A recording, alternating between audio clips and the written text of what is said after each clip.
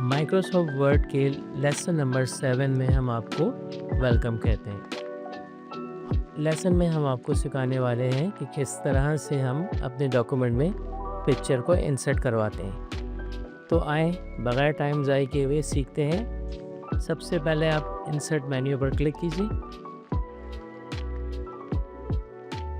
और insert menu में illustration के सेक्शन में आपको पिक्चर का ऑप्शन नज़र आएगा। इस पर आप क्लिक कीजिए। कंप्यूटर के जिस लोकेशन में आपके पास पिक्चर मौजूद है उस लोकेशन को ऑन करके पिक्चर को सेलेक्ट कर लीजिए। सेलेक्ट करने के बाद नीचे इंसर्ट बटन पर क्लिक करें। इस तरह से आप अपने पिक्चर को अपने डॉक्यूमेंट में इंसर्ट करवा सकेंगे। अब अगर आप अपने पिक्चर को मुख्तलिफ बॉर्डर्स या मुख्तलिफ इफ़ेक्ट्स देना चाहते हैं तो वो भी दे सकते हैं। पिक्चर पर जब आप क्लिक करते हैं तो आपके पास पिक्चर टूल फॉर्मेट का मेन्यू ओपन हो जाता है। यहाँ पर आपके पास डिफरेंट पिक्चर्स बॉर्डर हैं, तो आप किसी भी पिक्चर बॉर्डर को सिलेक्ट कर सकते हैं। पिक्चर बॉर्डर को सिलेक्ट करने के बाद अगर आप बॉर्डर में कलर देना चाहते हैं तो पिक्चर बॉर्डर पर क्लिक कीजिए और यहाँ पर आप कोई सा भी कलर अपने पिक्चर के बॉर्डर के लिए सेलेक्ट कर सकते हैं। इसके बाद अगर आप पिक्चर को डिफरेंट इफ़ेक्ट्स देना चाहते हैं तो पिक्चर इफ़ेक्ट्स पे क्लिक कीजिए और यहाँ पर आपके पास डिफरेंट इफ़ेक्ट्स हैं, यानी शेडो है, शेड दे सकते हैं आप पिक्चर को, या अगर आप पिक्चर को रिफ्लेक्शन देना चाहते हैं तो रिफ्लेक्ट कर सकते हैं पिक्चर को। यानी बहुत सारे यहाँ पर आपके पास है। अगर आप ग्लो करना चाहते हैं पिक्चर को तो आप ग्लोइंग कर सकते हैं पिक्चर पर। और पिक्चर लेआउट, अगर आप अपने पिक्चर को कोई डिफरेंट लेआउट में देना चाहते हैं तो वो भी आप दे सकते हैं। जैसे यहाँ से हमने किसी भी लेआउट पर क्लिक किया तो पिक्चर आपकी उसी लेआउट पर ट्रांसफ़र हो जाएगी। तो ये था अपने डॉक्यूमेंट में पिक्चर इंसर्ट कराने का तरीका। पिक्चर को ऑनलाइन किस तरह से इंसर्ट करवाया जाता है देखते हैं। सबसे पहले आप ऑनलाइन पिक्चर पर क्लिक कीजिए।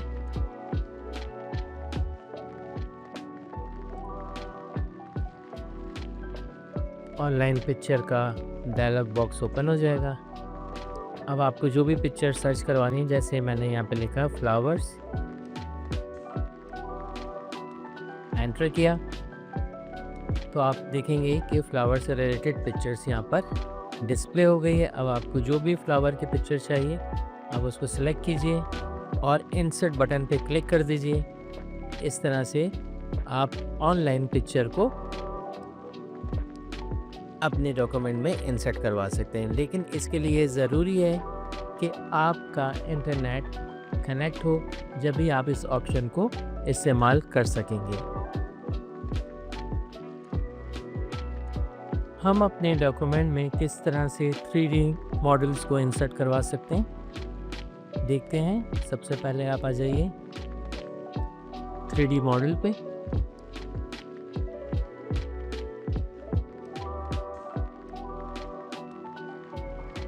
थ्री डी मॉडल पे आने के बाद आपके पास ये डिफरेंट मॉडल्स मौजूद हैं यहाँ पर।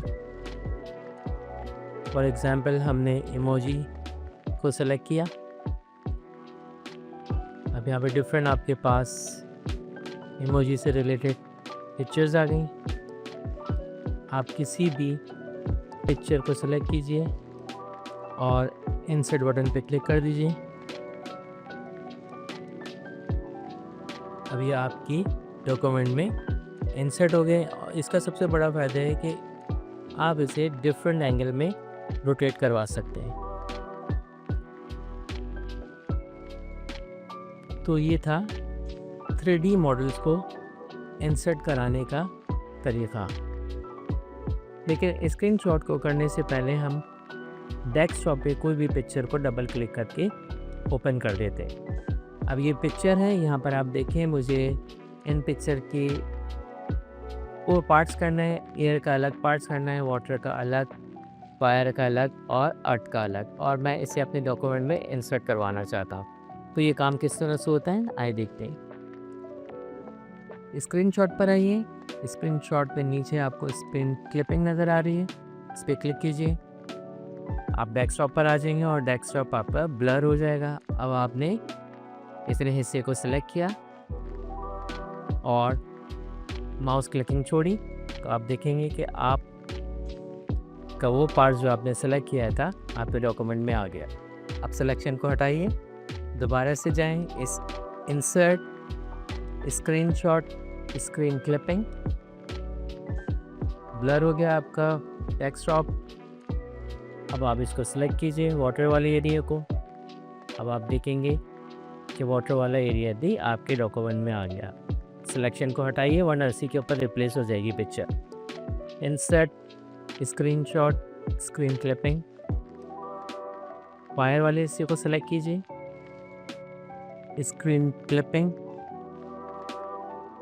अब आप देखें इसके बाद again screenshot screen clipping, desktop blur, अर्थ की सिलेक्शन, और आप ये देखें इस तरह से हमने एक ही पिक्चर के चारों पार्ट्स को अलग करके स्क्रीनशॉट की मदद से अपने डॉक्यूमेंट में इंसर्ट करवाया।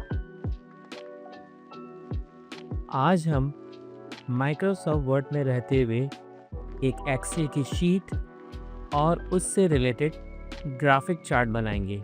किस तरह से आइए सीखते हैं। तो सबसे पहले इंसर्ट मेन्यू पे क्लिक कीजिए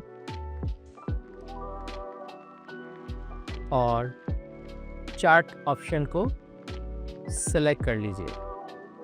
अब आपके पास डिफरेंट चार्ट की कैटेगरीज डिस्प्ले हो रही है। इसमें से हमने कॉलम चार्ट को सेलेक्ट किया और चार्ट स्टाइल में से हमने नंबर 1 चार्ट स्टाइल को सेलेक्ट करके ओके कर दिया।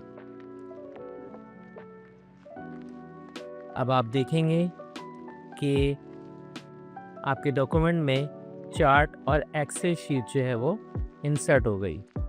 अब आप एक्सेल शीट पर तब्दीलियाँ करें, जैसे कि मैंने यहाँ पे कैटेगरी 1 2 3 4 लिखा हुआ है, यहाँ पे मैंने एम्प्लॉयज़ के नाम टाइप कर दिए, जैसे कि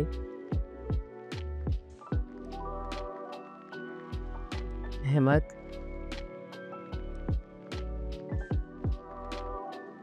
नदीम, इमरान और कामरान। अब सीरीज़ में हमने ईयर्स टाइप कर दिए, जैसे कि 2023, 2024 और 2025। अब हमने सेल टाइप कर दी, जैसे कि 40,000,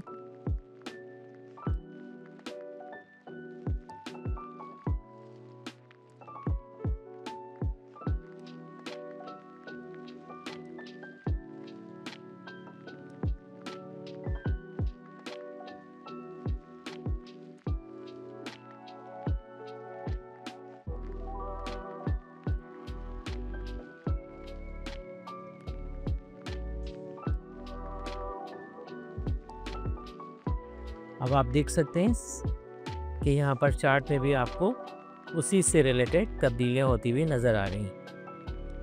अब आप आ जाइए चार्ट स्टाइल पर। अगर आप अपने चार्ट को कोई स्टाइल देना चाहते हैं तो यहाँ से आप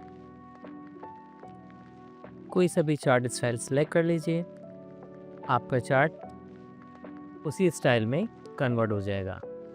इसके बाद चार्ट एलिमेंट, अगर आप यहाँ पर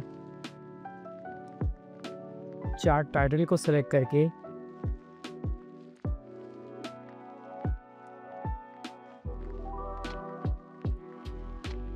ना टाइटल देना चाहते हैं तो आप दे सकते हैं।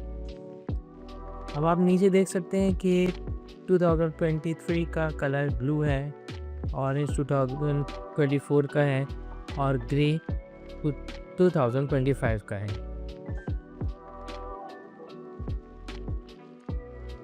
तो इस तरह से आप अपना चार्ट डिज़ाइन कर सकते हैं। बाहर आके क्लिक कर दीजिए, एक्सेल की शीट को बंद कर दीजिए। ये आपका चार्ट बन के तैयार है। चार्ट बनाने के बाद अगर आप इसमें कुछ एडिटिंग करना चाहते हैं तो आप डाटा के टैब पर आके एडिट डाटा पर क्लिक कर दीजिए। इस तरह से आपकी चार्ट विंडो ओपन हो जाएगी एक्सेल की शीट और आप इसमें आप तब्दीलियां कर सकते हैं। इसके बाद अगर आप डाटा को सेलेक्ट करना चाहते हैं, जैसे मैंने सेलेक्ट डाटा के बटन पर क्लिक किया तो ये विंडो ओपन हो जाएगी। और जैसे सपोज आप इसमें किसी रिकॉर्ड को एडिट करना चाहते हैं या ऐड करवाना चाहते हैं तो आप सेलेक्ट डाटा सोर्स में जाकर इन चेक्स बॉक्स में चेक लगा भी सकते हैं और हटा भी सकते हैं। अब जैसे ये देखें, हमने इसमें सेलेक्ट डाटा की मदद से एक रिकॉर्ड को हटा दी। इसके बाद आप रॉ को कॉलम में और कॉलम को रॉ में स्विच कर सकते हैं। ये देखिए,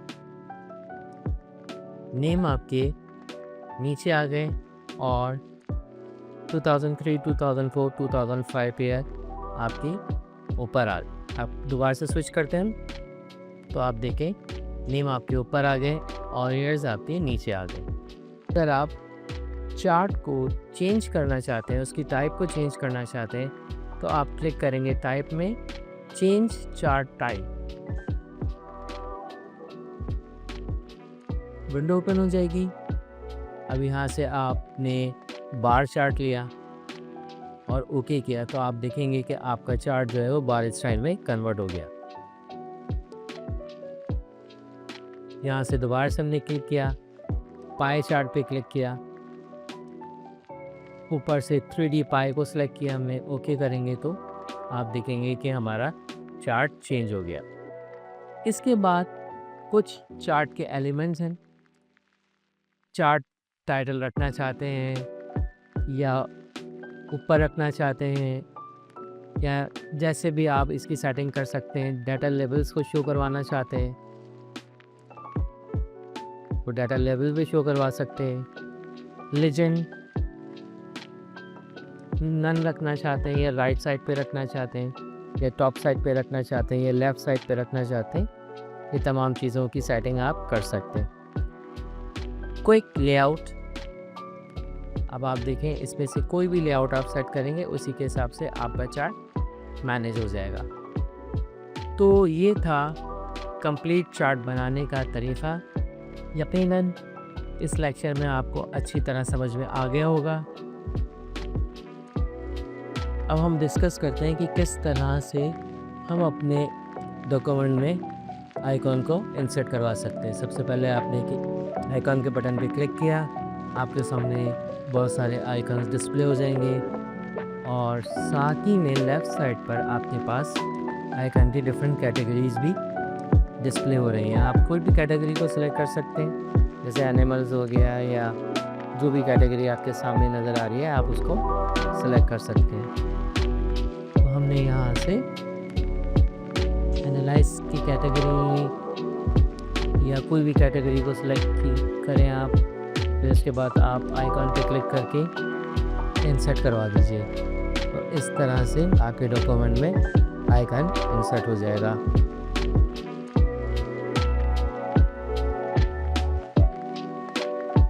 सब्सक्राइब ज़रूर कीजिएगा और हाँ, बेल के आइकॉन बटन को ज़रूर प्रेस कीजिएगा ताकि हर आने वाली वीडियो का नोटिफिकेशन आपको बर वक्त मिल सके। शुक्रिया।